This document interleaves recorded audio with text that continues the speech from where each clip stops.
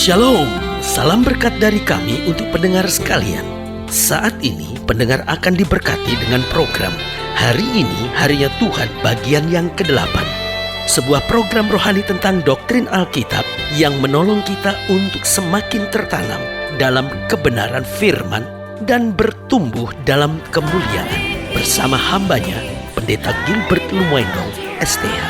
Banyak orang merasa doktrin Alkitab sebagai sesuatu yang membingungkan. Tetapi tahukah saudara bahwa doktrin Alkitab intinya adalah memahami Alkitab dengan benar, dengan pemahaman yang sistematis, sehingga kita terus dapat tertanam di dalam kebenaran firman, sehingga kita terus bertumbuh di dalam kemuliaan Allah. Buka hati saudara sekalian untuk menerima berkat-berkat firman-Nya hari ini. Salah satu hak azazi manusia dan salah satu kebutuhan dasar hidup manusia yaitu kebutuhan untuk dihargai. Karena pada dasarnya siapakah dia? Apakah dia orang miskin ataupun orang kaya? Apakah dia orang berpangkat atau orang biasa? Apakah dia orang pintar, jenius, luar biasa? Ataukah dia orang sangat sederhana yang bahkan kemampuannya di bawah rata-rata? Saudaraku yang kasih dalam Tuhan, setiap orang pasti rindu dihargai. Apakah dia seorang istri, apakah dia seorang suami, apakah dia mertua, apakah dia orang tua. Pada dasarnya setiap kita butuh untuk dihargai. Dan dimanapun kita menghargai orang, pasti orang itu akan diberkati. Tapi dimanapun kita memandang rendah orang lain, pasti hidup kita pun akan dipandang rendah. Karena orang tidak akan bisa menghargai kita, karena kita pun tidak bisa menghargai orang lain. Nah, saudaraku yang kasih dalam Tuhan, Kristus datang bukan untuk mencari orang benar. Kristus datang untuk mencari orang berdosa. Sebetulnya kalimat apa yang bisa kita pelajari di sana? Kita belajar kalimat di mana Kristus menghargai orang, saudara-saudara. Kristus menghargai orang. Wanita yang tertangkap basah berbuat zina, Yesus hargai. Bahkan Alkitab berkata ada seorang wanita yang sudah menikah 5 kali, sudah punya 5 suami, lalu sekarang hidup dengan simpanannya. Aduh, saudara, ini wanita yang sekarang ini gak dipandang orang sama sekali, tapi Yesus menghargainya karena itu ada pertobatan.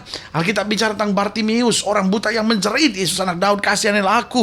Alkitab berkata semua orang suruh dia diam, Yesus memanggil dia, Yesus menghargainya. Berarti saudaraku yang kasih dalam Tuhan, yang kita pelajari adalah kita punya Kristus Tuhan yang tidak memandang kita rendah, tapi menghargai kita. Bahkan dia mengangkat kita sebagai anak-anaknya. Haleluya. Selamat datang dalam program kita hari ini, Harinya Tuhan. Sebuah program rohani yang mengingatkan kembali kepada kita betapa pentingnya kita menjadikan firman Tuhan sebagai dasar keseharian hidup kita. Karena selama kita menjadikan firman Tuhan sebagai dasar keseharian hidup kita, maka langkah-langkah kita menjadi langkah-langkah yang penuh kepastian, kemenangan, kekuatan, dan mujizat. Haleluya. Dan dalam program ini kita sedang membahas tentang dianggap rendah. Nah, saudaraku yang kasih dalam Tuhan, kita harus jujur mengakui bahwa tidak ada seorang pun yang senang untuk dianggap rendah. Namun seringkali, ya ini perhatikan baik, hidup keseharian kita menjadi penyebab bahwa kita dipandang rendah. Jadi kalau kita bicara tentang dipandang rendah, maka sebetulnya itu bicara tentang dua hal, subjektif dan objektifnya, ya kan? Maksudnya apa subjektif dan objektifnya? Ada orang-orang yang memang memandang rendah karena memang hidupnya. Tetapi ada orang-orang yang memandang rendah karena dia melihat orang itu dengan hal-hal yang sifatnya memang merendahkan dirinya sendiri. Nah, di sini berarti kita harus mengerti bahwa kita nggak bisa menghindar kalau orang memandang rendah kita. Tapi kita harus tetap menyadari bahwa kita berharga di hadapan Tuhan. Tapi kita bisa menghindari untuk melakukan tindakan-tindakan yang bisa merendahkan harga diri kita. Nah, saudaraku yang kasih dalam Tuhan, ini akan kita bahas. Kita bisa sama-sama lihat dari 1 Timotius pasal 4. 1 Timotius pasal 4 ayat yang pertama sampai ayat yang ke-16. 1 Timotius pasal yang keempat ayat yang pertama sampai ayat yang ke-16. Demikian firman Tuhan. Tetapi Roh dengan tegas mengatakan bahwa di waktu-waktu kemudian ada orang yang akan murtad, lalu mengikuti roh-roh penyesat dan ajaran setan-setan, oleh tipu daya pendusta-pendusta yang hati nuraninya memakai cap mereka. Mereka itu melarang orang kawin, melarang orang makan makanan yang diciptakan Allah, supaya dengan pengucapan syukur dimakan oleh orang yang percaya dan yang telah mengenal kebenaran. Karena semua yang diciptakan Allah itu baik, dan suatu pun tidak ada yang haram jika diterima dengan ucapan syukur, sebab semuanya itu dikuduskan oleh firman Allah dan oleh doa. Dengan selalu mengingatkan hal-hal itu kepada saudara-saudara kita, engkau akan menjadi seorang pelayan Kristus Yesus yang baik, terdidik, dalam soal-soal pokok iman kita dan dalam ajaran sehat yang telah kau ikuti selama ini. Tetapi jauhilah tahayul dan dongeng nenek-nenek tua. Latihlah dirimu beribadah. Latihan badani terbatas gunanya, tetapi ibadah itu berguna dalam segala hal karena mengandung janji baik untuk hidup ini maupun untuk hidup yang akan datang. Perkataan ini benar dan patut diterima sepenuhnya. Itulah sebabnya kita berjerih payah dan berjuang, karena kita menaruh pengharapan kita kepada Allah yang hidup, Juru Selamat semua manusia, terutama mereka yang percaya. Beritakanlah dan ajarkanlah semuanya itu. Jangan seorang pun menganggap engkau rendah karena engkau muda.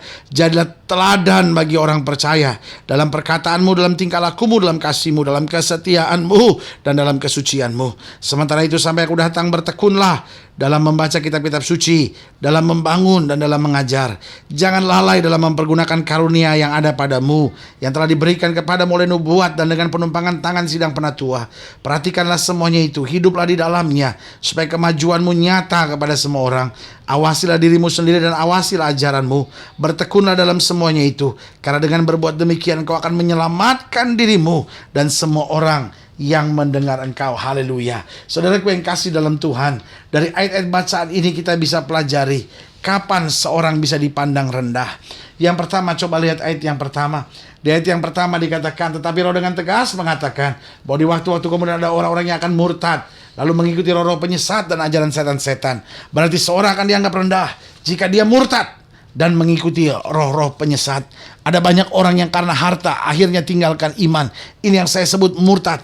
Ada orang-orang yang hanya karena pasangan teman hidup akhirnya dia tinggalkan Tuhan. Ini murtad. Dan orang-orang yang murtad dan akhirnya mengikuti roh penyesat-penyesat, atau mungkin dia masih pergi ke gereja tapi hidup dalam kesesatan, akhirnya mulai percaya pada kuasa-kuasa kegelapan, pergi ke dukun-dukun, akhirnya mulai hidup dengan kebebasan seksual, akhirnya mulai punya istri lebih dari satu. Nah, orang-orang yang seperti ini hidupnya akan dipandang rendah. Dia boleh saja kaya, dia boleh saja dihormati karena uang kedudukannya, tetapi orang di belakangnya akan memandang hidupnya rendah karena dia tidak punya kualitas hidup yang dapat diteladani. Jadi seorang akan dipandang rendah jika dia murtad dan mengikuti roh-roh penyesat. Karena itu mari sebagai orang percaya, tantangan seberat apapun, kita pegang iman kita. Karena semakin kita tangguh dalam iman, semakin kita teguh dalam iman, orang akan melihat kemuliaan Tuhan dalam hidup saudara. Yang kedua, coba lihat ayat yang ke-6. Di ayat yang ke-6 dikatakan, dengan selalu mengingatkan hal-hal itu kepada saudara-saudara kita, engkau akan menjadi seorang pelayan Kristus Yesus yang baik, terdidik dalam soal-soal pokok iman kita dan dalam ajaran sehat yang telah kau ikuti selama ini. Berarti yang kedua saya pelajari, kapan hidup kita akan dipandang rendah? Jika kita tidak terdidik dalam soal-soal iman.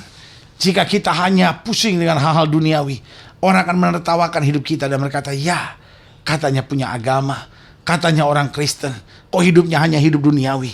Tetapi waktu saudaraku yang kasih dalam Tuhan, kita mulai terdidik dalam soal-soal iman, maka hidup kita akan menyatakan kemuliaan Kristus. Yang ketiga, kapan seorang akan dipandang rendah? Coba lihat ayat yang ke-7 dikatakan, tetapi jauhilah tahayul dan dongeng nenek-nenek tua, latihlah dirimu beribadah. Berarti yang ketiga, kapan kita dipandang rendah? Yaitu jika kita tidak beribadah. Saudaraku yang kasih dalam Tuhan, jangan sampai kita beragama tapi tidak beribadah.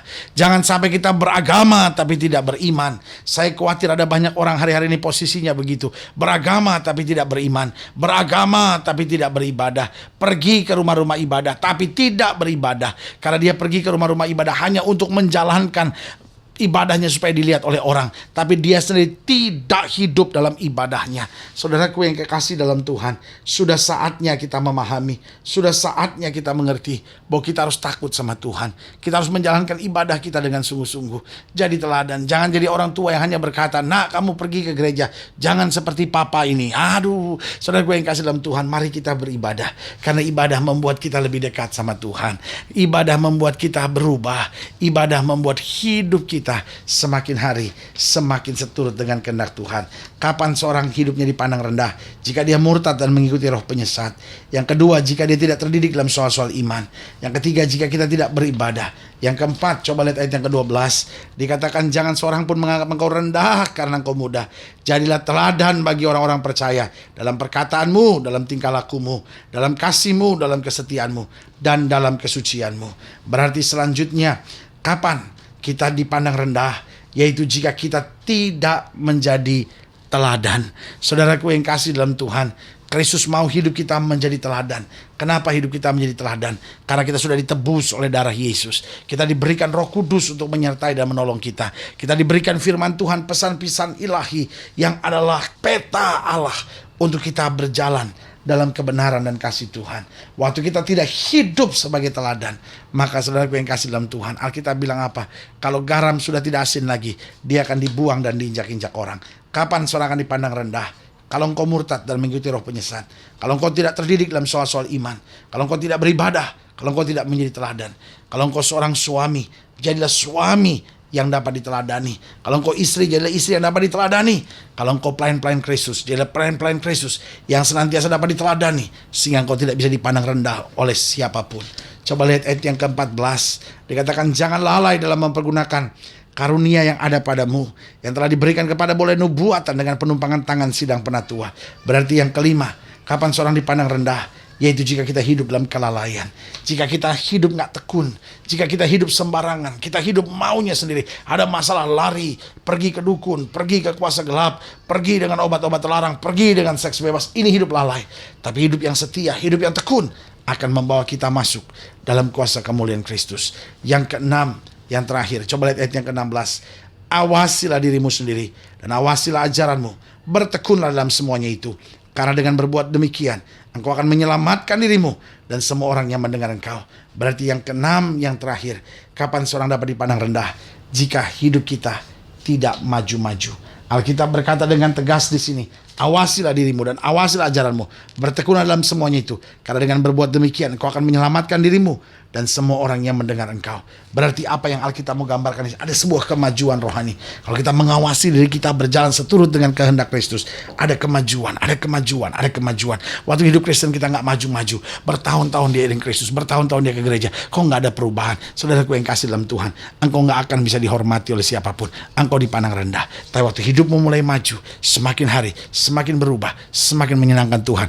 Orang melihat hidupmu dan memuliakan Bapa di sorga. Haleluya. Kalau sudah ingin dilayani lebih jauh, hubungi kami melalui telepon, hubungi kami melalui surat, kunjungi website kami. Karena kami ada untuk membawa Bapak Ibu Saudara senantiasa lebih dekat pada Tuhan dan mengalami kasih kuasa mujizat yang luar biasa. Haleluya. Secara khusus saya juga mau berdoa untuk setiap pendengar sekalian. Sudah ingin didoakan secara khusus, boleh taruh tangan kanan sudah di dada. Dan kita akan berdoa. Bapa, dalam nama Yesus, hamba berdoa buat yang sakit. Hamba berdoa buat yang berbeban berat. Hamba berdoa buat mereka yang menghadapi masa-masa yang sukar. Hamba berdoa di dalam nama Yesus. Tuhan jamah, Tuhan bangkitkan, Tuhan bawa mereka pada pengalaman mujizat. Mereka-mereka yang merasa dipandang rendah, atau mereka-mereka yang selalu minder dalam hidupnya, atau mereka yang selama ini memandang rendah orang lain. Tuhan ubah hidup kami, sehingga hidup kami dapat menjadi teladan dan menyatakan kemuliaan Kristus. Yang sakit Tuhan sembuhkan, yang rumah tangganya goncang Tuhan pulihkan, orang-orang muda Tuhan bangkitkan, sehingga semangat hidup kami boleh semakin hari semakin bertumbuh dalam terang kasih Tuhan. Di dalam nama Yesus kami berdoa. Haleluya. Amin. Saudaraku yang kasih dalam Tuhan, kita sudah berdoa. Ingat, Allah tidak pernah lalai menepati janjinya. Inilah saatnya buat kita untuk bangkit bersemangat, bersuka cita dalam menghadapi segala perkara. Karena kita tahu, Yesus Juru Selamat kita, Dia tidak pernah mengecewakan kita.